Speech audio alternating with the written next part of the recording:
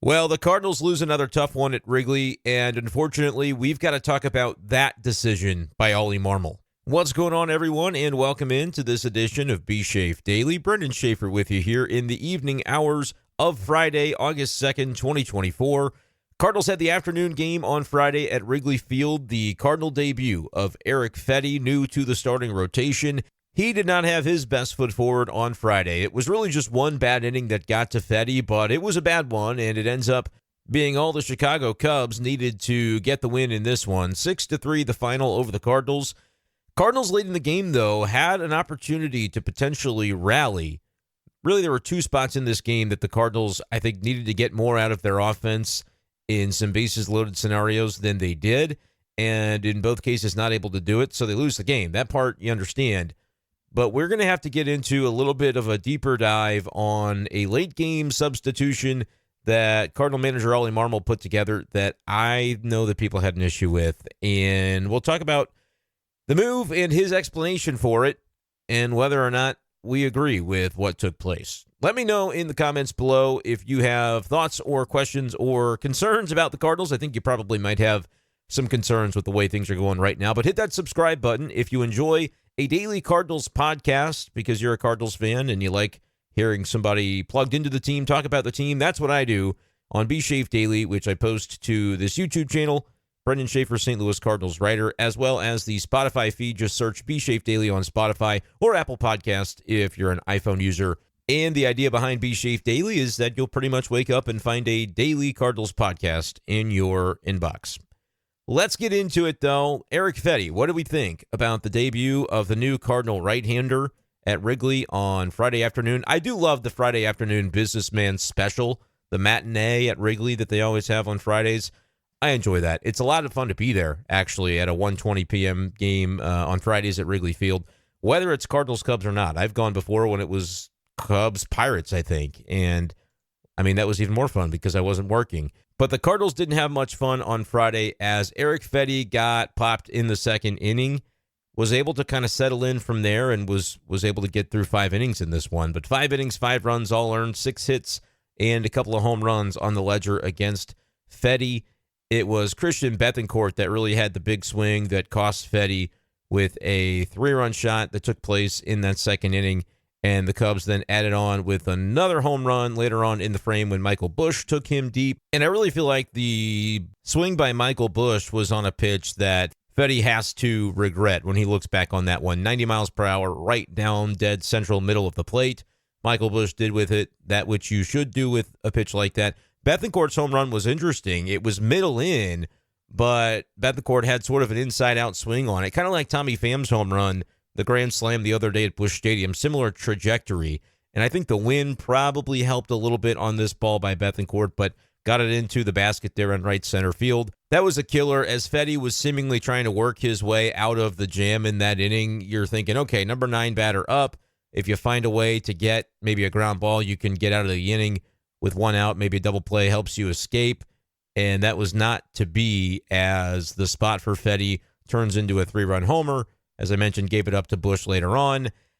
My initial reaction to this is, look, Fedde is going to pitch to some contact. We know that he doesn't have an overwhelmingly high strikeout rate.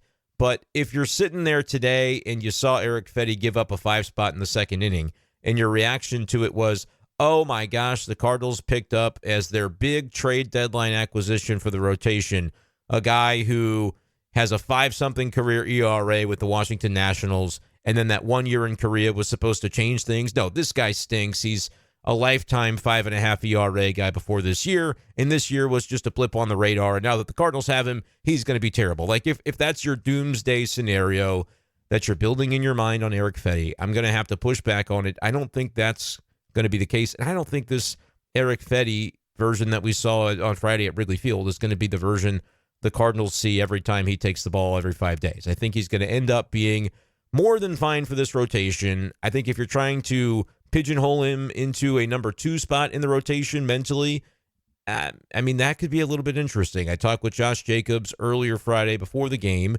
about how I do think the Cardinals improved their standing. If you think about it from a playoff rotation standpoint, it's Sonny Gray, it's Erick Fedde, and then you kind of figure it out from there. And Erick Fedde is no guarantee to be able to shut down an opposing postseason lineup in October. It's not a guarantee to happen, but I do think you can feel pretty decent about his chances. And remember, when you talk about a matchup with the Phillies or the Dodgers or the Braves or even the Brewers, like whoever their top couple of starters are, the Cardinals guys don't have to be on paper better than those guys. They just have to be able to match up with them for one day, from one moment in time. Sonny Gray could absolutely shove in a game one of a wild card series. And Erick Fedde, I think, is more along the lines of a guy that you're going to have to see work to his defense, go 5 or 6 innings, maybe work his way a couple of times through the lineup, and then you'll pick a strategic spot third time through the order to take him out. That's the ideal version of an Erick Fedde playoff start. And if that doesn't get you overly excited as a Cardinals fan, I certainly can understand that. But I'm not going to consider Friday's outing by Fedde, his Cardinals debut, I'm not going to believe that is disqualifying him from potentially being good for the Cardinals, not only down the stretch, but also next year. I think was a big part of why the Cardinals picked him up. And when you think about the pitcher he was with the Nationals for all those years, and then the guy that won the pitching triple crown in the KBO over in South Korea before coming back to the big league stateside, he made some changes over there and has a new way of doing a lot of things on the mound, and the sweeper that he has developed is something that's going to be a weapon for him. I just think some of the pitches that he made in that inning against the Cubs were not his best, and when you pitch to contact, you're going to have that happen from time to time. I'm not overly concerned about Erick Fedde, but Cardinals fans, let me know, like, are you a little bit nervous after an outing like this for his debut to say, hey, maybe this guy wasn't all that he was cracked up to be when we were praising this trade a couple of days ago before ever seeing him in a Cardinals uniform? Is there concern there for you with Erick Fedde that maybe he's not going to be what you bargained for? My personal take is I think he'll be more than fine ultimately, but no, this wasn't a good one by Fedde, and it sort of is what it is. Sometimes Wrigley can happen to you. Like I said, I think the win might have aided the homer by Bethancourt. So you could see in another world that ball maybe dies at the track and it's a completely different outing for Fedde. At least credit to him for getting through 5, because if it would have been one of those where he goes 3 innings and gives up 7, then I would be a little more panicky. But it was truly isolated down to 1 bad inning, and I just want to wait to reserve. I'm going to reserve judgment. I'm going to wait to see him 5 days from now, and that'll be a start at Busch Stadium, and we'll see what it looks like the second time through for Fedde. But I'm not sounding the alarms just yet, but I'll admit, it didn't look that great today, because when you give up 5 runs in 5 innings, your ERA is 9, and as the big-time trade acquisition, that's not going to get too many people excited. Something else that doesn't get too many people excited was the Cardinal offense today, as, you know, even though Fedde struggled, there was more than an opportunity for the Cardinals offensively to strike back and climb their way back into this game. And there were a couple of spots, really, that they should have been able to do more than they did. Overall in the game, you can look up and down the lineup and go, not very impressive. 4 hits in total, but they walked 9 times against Javier Assad and the Cub bullpen. Assad only gave up 3 of the walks in 4 innings, but one of the moments where Assad was gettable was in the top of the 3rd as the Cardinals had a couple of walks in a row. It was a good plate appearance by Wilson Contreras to draw the walk to load him up, and Paul Goldschmidt then takes a walk to plate the Cardinals' first run. And then came the AB by Nolan Arenado. There were 2 big spots in this game offensively for the Cardinals, and both of them went really, really poorly, and the first one was by Arenado. Plain and simple, the way that I see the swing by Arenado that ends the Cardinals' threat in the top of the 3rd is that it was just simply a piece of bad baseball. Bad baseball by Nolan Arenado to take a 2-0 pitch, a cutter off the outside corner of the plate, several inches off the plate by Javier Assad, and for a right-handed batter to basically the airborne version of rollover on it, because it was 87 up and away, a cutter, so it's cutting and moving away from the right-handed batter. I guess in the defense of Arenado, when you're coming into that spot, bases loaded, 2 out, 2-0 count, you have to make the strike zone a lot smaller and say, if this is in my wheelhouse, I'm going to swing at it and make something happen. But it's almost like he was trying to play hero ball with this one. I said in his defense because it was a cutter, right? So it's a pitch that maybe it starts in his eye range, looking like it's going to be over the middle of the plate, but then it sort of darts away from him and causes him to have to extend and kind of poke the bat out there just to try to make contact to it. It did break his bat, but he pulled this ball as though he was trying to, get under it and hit it over the left field fence, and he had to reach really far away to the outside corner, beyond the outside corner, extend. It just wasn't a very comfortable looking swing, one that did break his bat, but that's not a ball that realistically you're going to do much with. And in a 2-0 count, I think personally, and look, let me know in the comments below if you think I'm being a little too harsh on this. I think it's bad baseball. In a 2-0 count, when the starting pitcher had just walked 2 guys in a row, for Arenado to be swinging at that pitch at all, to be offering at that pitch. You have to really shrink your strike zone. And they were saying it at the time on the radio broadcast, be selective in this spot. And instead, Arenado, extends the strike zone and gets himself out on a pitch that was exactly what Javier Assad wanted to see Arenado do with this one. If you take that pitch, man, you're 3-0, and that's fine if you want to have the green light on 3-0, but you've got to be looking in a particular spot of the zone. And Assad, I don't know if he fooled him. It's not, I just keep watching the replay. It's not really that this ball ever appeared like it was going to be in the strike zone. I think he thought he was going to be able to do that thing that he often does, where balls on the outside corner, he can get through the ball and still hit it with authority to the pull side. But it just, the pitch gets a little bit further down the bat, and it goes off the end of the bat and breaks it. That's just bad baseball by Arenado in that spot for my money. I got to be honest with you. I wonder what they think in the Cardinals dugout of a play like that where you've got some momentum, couple of walks in a row. Arenado may be up there pressing a little bit to be swinging at that pitch, because if it's 3-0, now you've got really Arenado in the driver's seat. If they want to walk you, great, that's another run. You're not going to necessarily be able to do it all in one swing. I recognize that you're down 5-1 at that point, so doing it all in one swing would actually be pretty fortuitous, because then you'd be tied in the game. But it's only the third inning, and I think right there Arenado's got to let the game come to him a little bit more rather than try to make something happen and force the issue. I think he caught himself forcing the issue a little bit, and that ran the Cardinals out of an inning that was bases loaded, 2 outs. You're in a 3-0 count right there. Odds are you probably draw that walk if you're being selective. And that early in the game, top of the third, you can afford to take a walk there and make it 5-2. And if you pass the buck to the next guy and he doesn't end up coming through for the team, if Nootbaar doesn't make it happen there, so be it. But you've now cut that deficit from a 4-run to a 3-run, and you've still got 6 innings to play. So I didn't like that from Arenado. That was something that struck me at that point in the game, and I thought, man, are they going to live to regret this one in a Wrigley Field game that it's never over at Wrigley? With the way the winds can change, the game is not over until it's over. We have seen numerous examples over the years of that. So I just thought Arenado to be kind of pressing and forcing the issue there in the top of the third inning was not a good piece of baseball by the Cardinal third baseman, in my humble opinion. But y'all let me know what you thought of it in that moment in particular, because I thought it was a key spot in the game where the Cardinals, maybe they get a base knock, maybe he gets a better pitch to be able to do some damage with, and you're talking about a completely different feel to the middle and latter innings of this contest. But instead, it doesn't go well there for Arenado. He pops it out to shallow left field, very harmless fly ball on the broken bat, and the Cubs get out of the jam. We fast forward to the top of the 8th inning, where basically an identical situation beginning to unfold for the Cardinals, where the Cub bullpen is being very, very generous, walking a bunch of guys, allowing 2 runs to come home for the Cardinals via the bases on balls that were being delivered there by the Cubs pitching staff.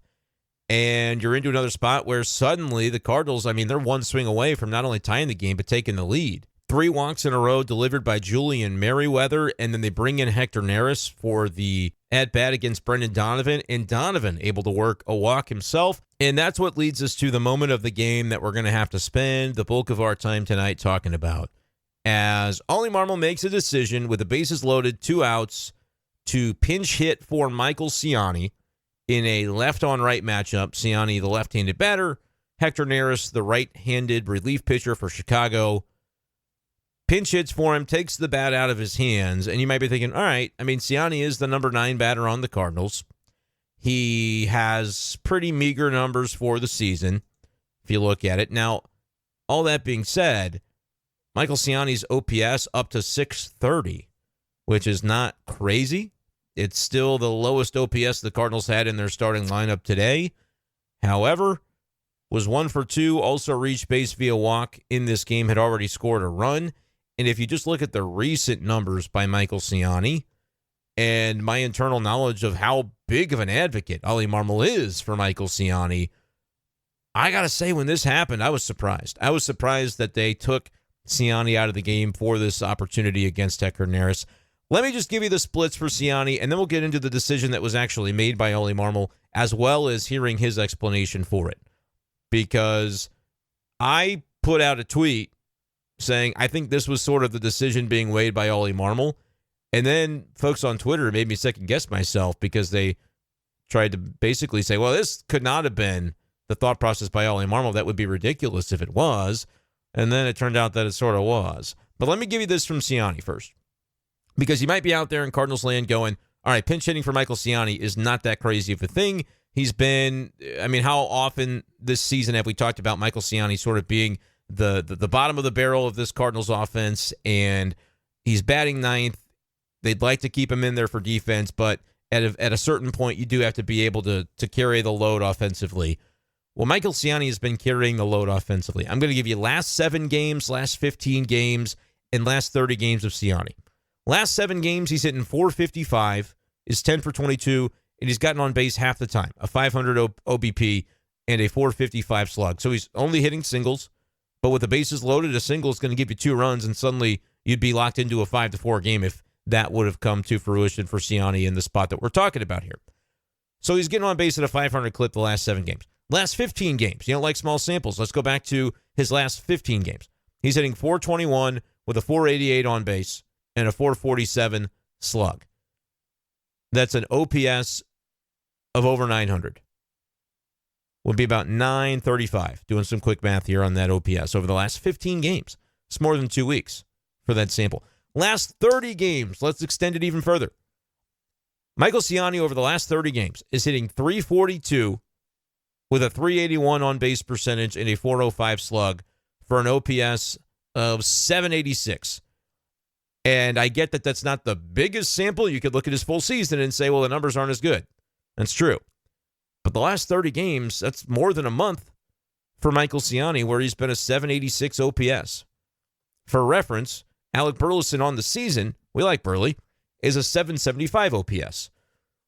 Over the course of the last 30 games, Michael Siani has put together an OPS that only one batter in the Cardinal lineup has a higher OPS than that for the season. Granted, I'm talking about season totals for these guys, and I'm giving Siani the benefit of a 30-game sample. So I'm acknowledging that it's not totally apples to apples, but I'm doing it for comparison's sake. So you could say, kind of think in your mind, what do you think about the performances of various hitters this season? You like Mason Wynn, his 744 OPS? I think you should. He's done a nice job. Burleson, a 775 OPS. He's been a very good hitter for the Cardinals on the season. Tommy Pham, for reference, what he's been with the Cardinals has been insane for the last few days, but 736 is his season-long OPS. And I mentioned Wilson is an 860. He's the only one with an OPS higher than what Michael Siani has concocted over the past 30 games. But it's a spot where Oli Marmol wants to be aggressive. He's got lefties on his bench, and he decided he was going to use one of them. All right, let's go through the process here. We gave you the numbers for Siani. The other options at Oli Marmol's disposal would have been Matt Carpenter, and he's another left-handed bat, so that ends up kind of bringing some intrigue to the table. Obviously, you know Matt Carpenter with the bases loaded in his career has been a big-time damage producer for the Cardinals over the course of his Cardinal career. 714 OPS for the season, by the way, for Carp, and he's been swinging it pretty well lately, actually. There's a case to be made that Matt Carpenter, if you were going to take the bat out of Michael Siani's hand, there's a case to be made that Carp was the answer. Because in his career with the bases loaded, Matt Carpenter has turned into a Hall of Fame caliber player. Listen to these numbers with the sacks jammed for Carp throughout his career. 105 career plate appearances. He's got a .438 batting average and a .685 slugging percentage. The OBP is lower than the average. It's .419 for the OBP because sacrifice flies don't count against your batting average. They do count against your on-base percentage. But sacrifice flies in those spots are productive because it means a run scored. But he's got an 1104 career OPS with the bases loaded. And given his recency, Last 7 games, he's slugging .833. He's 5 for his last 12 over that span because he pinch hits a lot. Is not often starting in those situations. But over his past 15 games, he's got a batting line of .333, .367 on base, and a .556 slug. So that's over a .900 OPS and 27 at-bats. And that's pretty productive. I mean, Matt Carpenter has definitely been trending in the right direction. Still has a high strikeout rate. But, so does Michael Siani. So does the other option off your bench, which would have been Nolan Gorman. And look, if you're talking about trying to do a damaging swing, I think you could certainly understand the appeal of Nolan Gorman in that situation.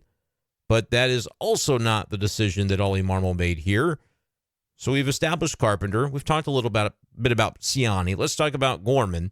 I think it's pretty easy to see why you might be concerned about Nolan Gorman coming out for this AB. He's just been in a really tough slump. 2 for his last 18, 8 for his last 46, with 24 strikeouts in those 46 ABs, a 174 batting average over his last 15 games, but does have a couple of home runs mixed in there as well. Only 3 homers across his last 30 games to go along with an OPS that is just barely above 600, about 628 or so, if I'm doing some quick math there. So he's been struggling. We haven't really seen much of Nolan Gorman recently offensively. He did come in for defense after the plate appearance that we're about to discuss by the person who Oli Marmol did choose to pinch hit, which was Brandon Crawford. So you have Siani putting the numbers together that he has put together recently.